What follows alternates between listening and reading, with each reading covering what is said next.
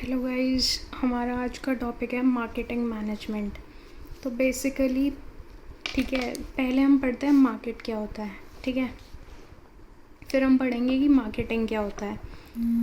तो दो कॉन्सेप्ट थे। पहला ट्रेडिशनल, कि पहले क्या बोलते थे हम, market is a place where buyer and seller meet each other and conduct buying process, ठीक है। बट अब एक मॉडर्न कॉन्सेप्ट आ गया है जो ये कहता है it doesn't mean only a physical place, it has broader meaning now because it can be conducted from anywhere such as through internet, telephone and etcetera.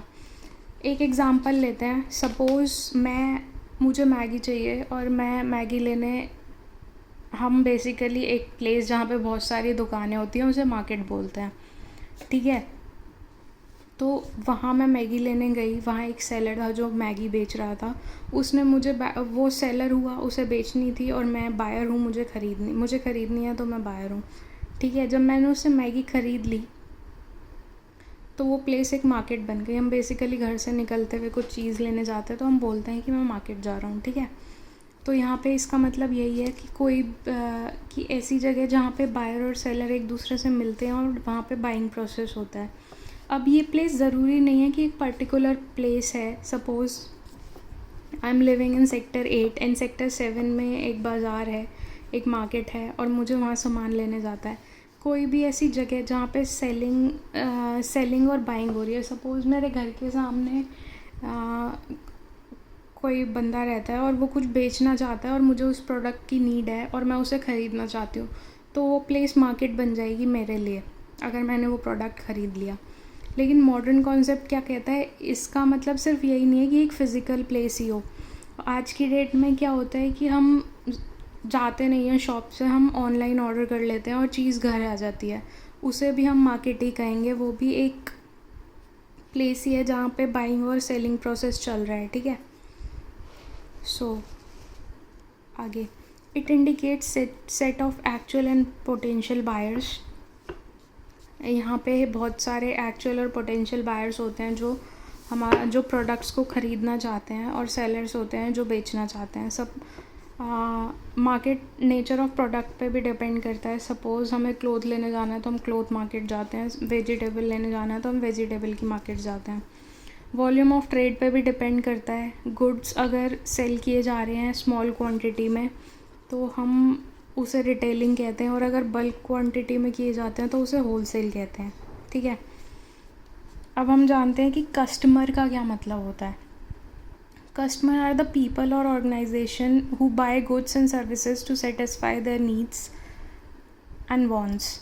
ये वो लोग होते हैं या फिर वो ऑर्गेनाइजेशन होती है जो गुड्स को ख़रीदते हैं या सर्विसेज को लेते हैं अपनी नीड्स, अपनी ज़रूरतों और अपनी इच्छाओं को पूरा करने के लिए, ठीक है। अब हम देखते हैं सेलर किसको कहते हैं। Seller is the person who makes available these products for buyers, ठीक है। आई होप सेलर का मीनिंग क्लियर होगा। अब हम देखते हैं मार्केटिंग किसको कहते हैं। It refers to all the act that company does to gain customers and maintain relationship with them. It refers to all the act that company does to gain customers and maintain relationship with them, or all the act related to buying and selling of a product.